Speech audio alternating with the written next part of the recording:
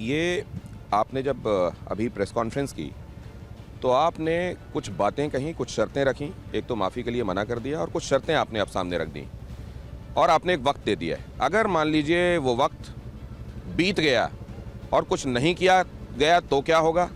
और उस वक्त रहते जो आपकी मांगें हैं वो मान ली गई तो क्या होगा? ऐसा है कि जो हमने कहा है वो पूरे देश की भावना है और हिंदू धर्म का शास्त्र है। गौ हत्या हमारे यहाँ बहुत बड़ा पाप माना गया है। गौ हत्या से कोई भी व्यक्ति जो हिंदू होगा वो जुड़ नहीं सकता है। इसलिए हमने 40 दिन का समय दिया है। 40 दिन में कम से कम उत्तर प्रदेश से जो गौ मांस का निर्यात हो रहा है उसको बंद किया जाए और गौ माता को राज्य माता घोषित किया जाए। ये हमको नहीं लगता है कि ये मांग न मानने जैसी है।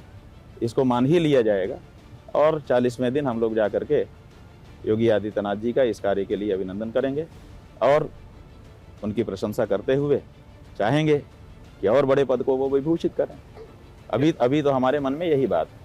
लेकिन बड़ा पद पीएम का भी हो सकता है। लेकिन उपायम चिंतयेत धीमान अपायम अपि चिंतयेत। अगर इस नीति के अनुसार ये सोचना ही पड़ जाए कि नहीं ऐसा नहीं होगा तो फिर हमको कहना होगा कि गौमांस का निर्यात करने वाला व्यक्ति हिंदू नहीं हो सकता। तो मतलब स्नान वाली बात अब बीती बात हो गई। वो स्नान वाली बात बीती बात नहीं है।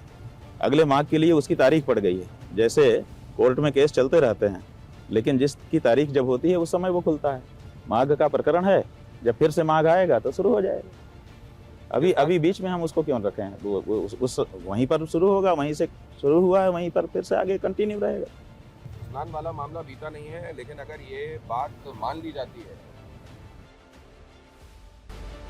शंकराचार्य जी की तरफ से कही गई है, वो अगर मान लिया जाता है तो योगी और भी बड़े पद को सुशोभित करें। ये बात शंकराचार्य जी कह रहे हैं कि आपका नेतार्थ ये है कि नहीं, नेतार्थ नहीं कि वो पीएम भी बने। नेतार्थ नहीं, हम साफ कह दे रहे हैं कि हम फिर चाहेंगे, पूरे देश की जनता से अपील करेंगे, ये गौ माता का भक्त है, ये सच्चा हिंदू है, इसको प्रधानमंत्री बनाइए।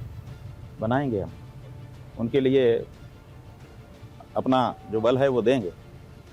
ये बहुत बड़ी बात कह रहे हैं शंकराचार्य स्वामी अविमुक्तेश्वरानंद।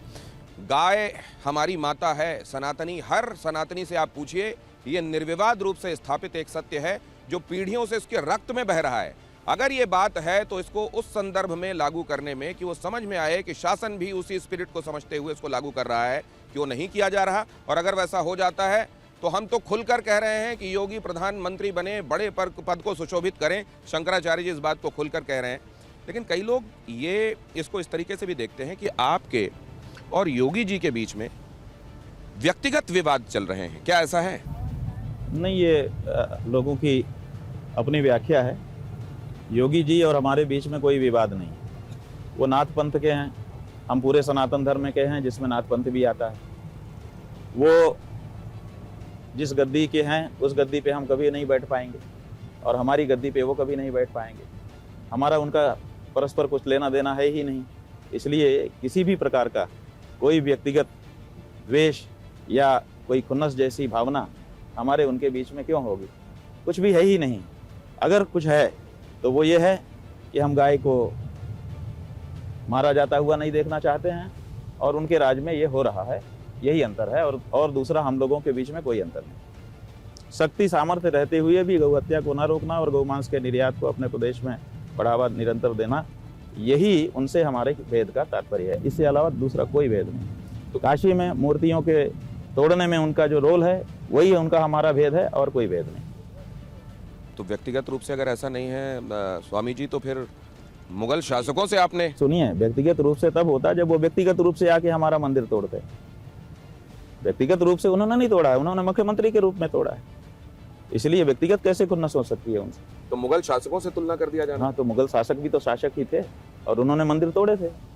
हमारा जो अंतः मन है, बाल्यकाल से ही इतिहास पढ़ करके और अपने वरिष्ठों से कथा कहानियाँ सुन करके ये धारणा स्थापित करने में सफल हुआ है कि जो हमारी आस्था के केंद्र मंदिरों और मूर्तियों को तोड़ता है वो औरंगजेब है। तो अगर वो कोई भी करे, हमारा सगा भाई भी करे, तो हम उसको औरंगजेब ही तो कहेंगे, और क्या कहेंगे। तो आपकी तरफ से औरंगजेब कह दिया जाना और उधर से एक टिप्पणी होना, नाम नहीं लिया जाना, लेकिन मारीच कालनेमी कह देना। ठीक है, कालनेमी कहा तो उसको सिद्ध करके दिखाना पड़ेगा। हमने औरंगजेब कहा, हम दिखा रहे हैं कि ये हुआ है। जिसने ये किया है उसको हम औरंगजेब कह रहे हैं। वो बताएं कालनेमी कि हम संजीवनी बूटी लाने जा रहे हनुमान, लक्ष्मण जी को जीवित करने के लिए संजीवनी बूटी लाने जा रहे हनुमान को हम कौन सा रोक रहे हैं, वो बताएं किस हनुमान को हम रोक रहे हैं। हमने तो बता दिया कि औरंगजेब हमने क्यों कहा, वो बताएं कि कालनेमी उन्होंने क्यों कहा, कौन जा रहा है संजीवनी बूटी लेने, जिसको हम रोक रहे हैं कि नहीं संजीवनी बूटी मत लाओ, लक्ष्मण को मर जाने दो, वो भी तो बताएं, तब न कालनेमी सिद्ध होगा। कोई भी अभिकथन करना अलग बात है और उसको प्रमाणों से पुष्ट करना अलग बात। स्वामी जी, ये प्रवीण तोगड़िया, आपने भी स्टेटमेंट सुना होगा, उन्होंने कहा कि ये बड़ा व्यथित करता है कि सनातन के दो बड़े प्रतीक शंकराचार्य जी और उधर संत परंपरा से जो आते हैं, नाथ परंपरा से जो आते हैं और इस समय सीएम भी हैं, उनके बीच में कुछ होता हुआ दिखाई देता है तो ये सनातनी इससे मर्माहत होते हैं और अच्छा मैसेज नहीं जाता।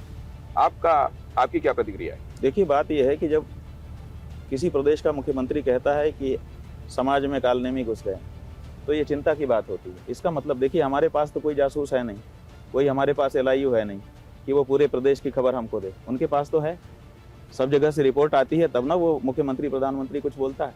तो उन्होंने कहा कि कालनेमी है, तो हमें भी चिंता हुई कि हमारे समाज में कालनेमी कौन आ गए, पता किया जाए। तो हमने सोचा कि अब परीक्षा शुरू की जाए, तो जो सबसे बड़ा हिंदू इस समय का है उसी से शुरू की जाए।